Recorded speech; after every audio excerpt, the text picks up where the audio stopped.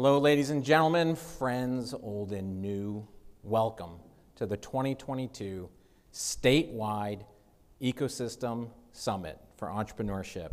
We are the kickoff event for Global Entrepreneurship Week. For those of you who don't know what GEW, as it's referred to in shorthand, is, it's 1 week a year where entrepreneurial events are encouraged around the world. And there will in fact be this week alone upwards of 50,000 events happening all around the world. It's a program at the Kauffman Foundation where I had the good fortune to serve for about 7 years prior to coming to NC IDEA, ironically almost 7 years ago. At the risk of stating the obvious, it's wonderful to be back in person. After our inaugural event in Raleigh in 2019, it was actually our plan to be here in Winston-Salem because we're thinking about moving the conference around the state. And at least that was the original plan, but COVID did not get that memo. And in fact, it thwarted our plans like it did for so many, and we had to muscle through virtual summits for 2020 and 2021. And that's just what we do, right? Entrepreneurs do it every day. So, we like to eat our own dog food, as the staff is fond of saying around NC IDEA, and that's exactly what we ended up doing. For those of you who might be unfamiliar with the work of NC IDEA, we're an independent private foundation, a nonprofit, and we work very hard to level the playing field in economic development by empowering the entrepreneurial potential of all people. We do this through a strategic portfolio of grants and programs offered directly and through a statewide network of partners, many of whom are in this room and will be together with us for the next 2 days. In fact, of the 60-ish people speaking over the next 2 days, many of you are actively involved with or have been funded directly by NC IDEA at one time or another. And some of you are even repeat offenders. I'm not going to call anybody out. You know who you are, but we're thrilled that you are. I want to thank our sponsors.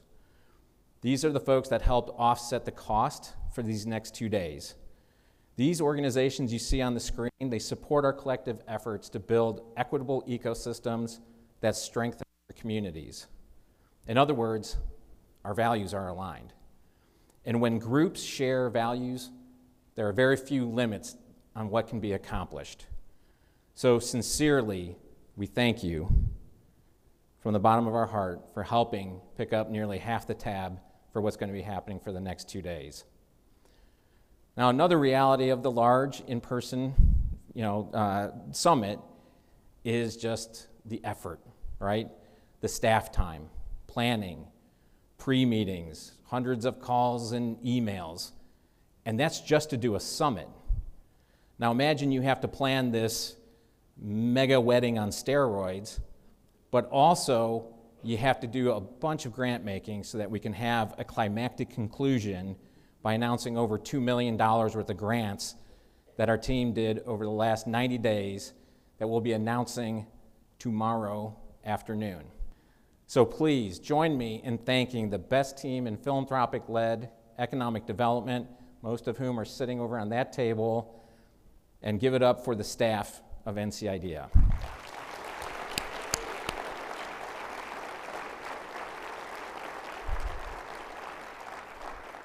Speaking of great people, I want to acknowledge the other groups that are vital to our work. As many of you know, because many of you are involved in that work, we're fortunate to have an extensive network of accomplished individuals that help us as fellows, reviewers, pitch coaches, mentors, and other collaborators. This work is a passion project for many of you, and we couldn't do it without you. You are, in fact, our secret sauce. The other group I want to point out for whom supporting our work is also a passion, that's the board.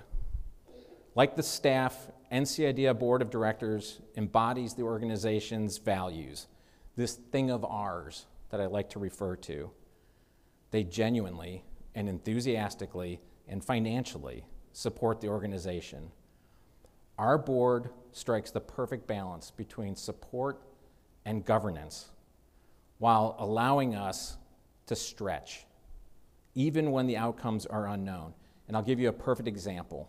when COVID struck in 2020. A lot of people were hurting, at the risk of stating the obvious. And the staff really felt compelled to find ways to do more, and in particular to help underserved groups. So we were already operating at 100% of our capacity in grant making, but we went ahead and pitched the board anyhow, an uncommon idea during a very uncertain time. Namely, we wanted to double our programmatic output, even if this meant reducing our future capacity. So in other words, we would overspend on our grants and programs to help more founders survive COVID and more ecosystem partners to do likewise. And you know what? The board didn't blink. They asked the right questions, they tested our resolve as is appropriate of their governance obligations, and then they encouraged us to get busy, which we did. I cannot understate the significance of that kind of encouragement to the organization, and I want to personally thank every board member for their commitment and their stewardship to the organization. As you can see from this slide, we have served over 500 startups, and for many of those founders, our support and funding are the first external validation they have received on their entrepreneurial journey.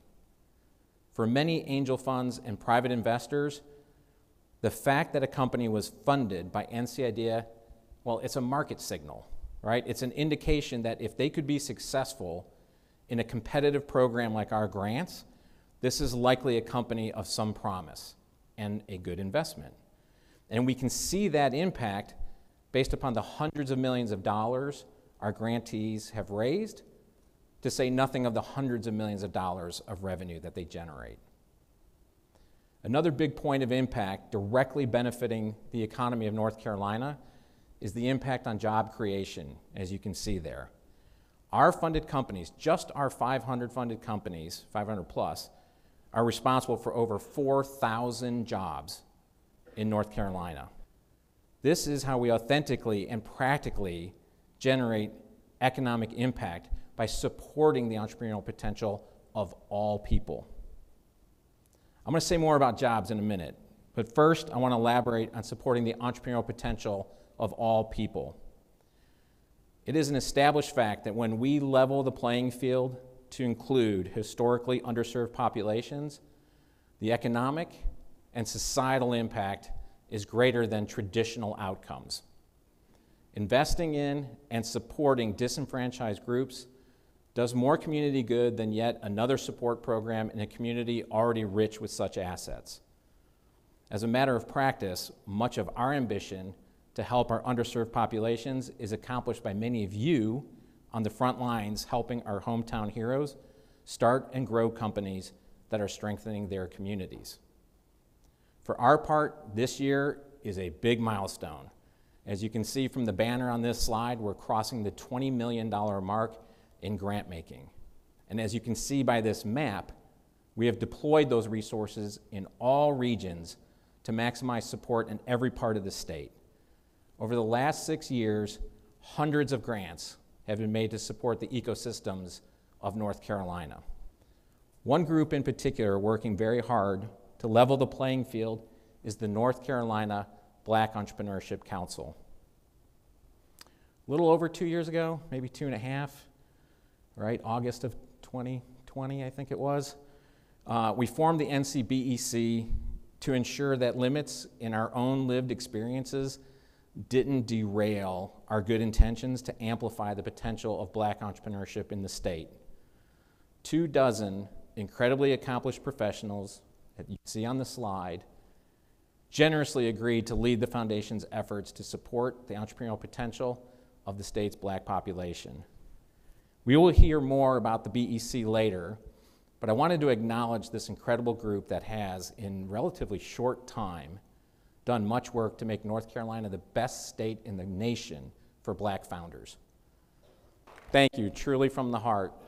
This has been a learning journey for all of us.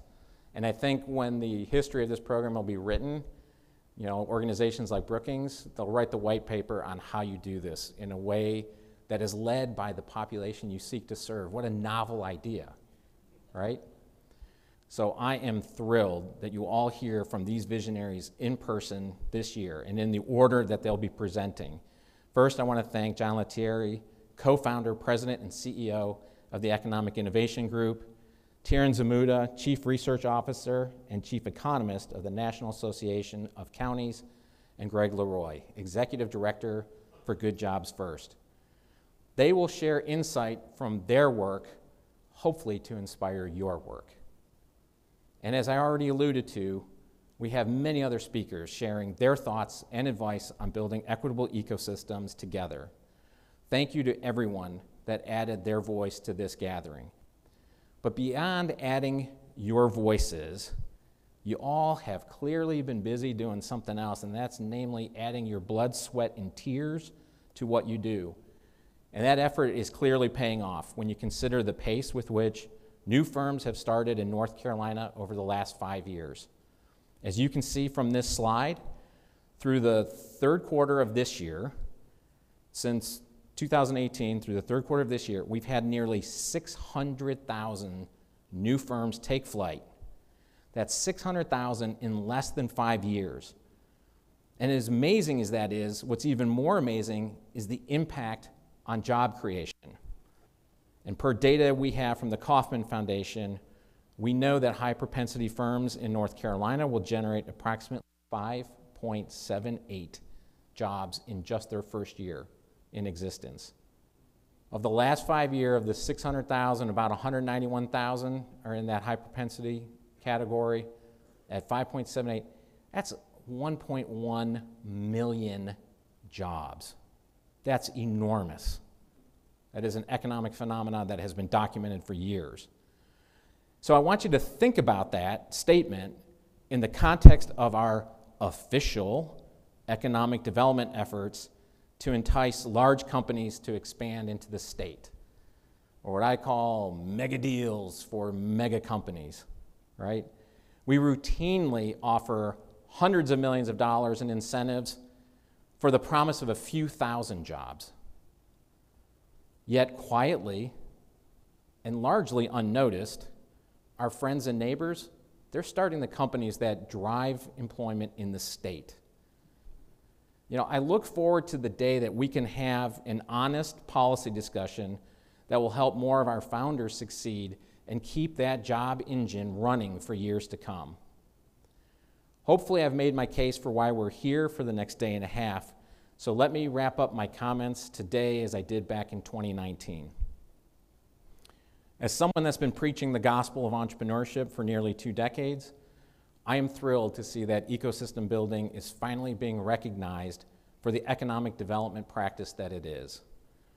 But our collective efforts to elevate and coordinate ecosystem building needs a slight tweak. For people now coming around to this practice, they see the ecosystem as a thing, which to a certain extent it is. It especially feels tangible on a day like today when we have 500 people in a room. But the more useful way to look at it is as a practice or an activity, or in short, as a verb.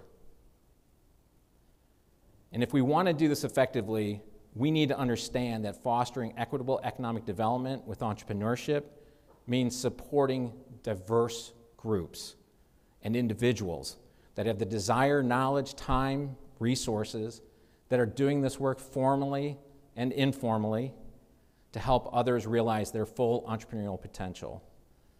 With your help, together we can make North Carolina the best state in the nation for founders of all inclusive backgrounds, full stop. So thank you for being here. I hope you all leave with some optimism, newfound optimism, and you've made some new friends and have some new ideas to help you do this vital work.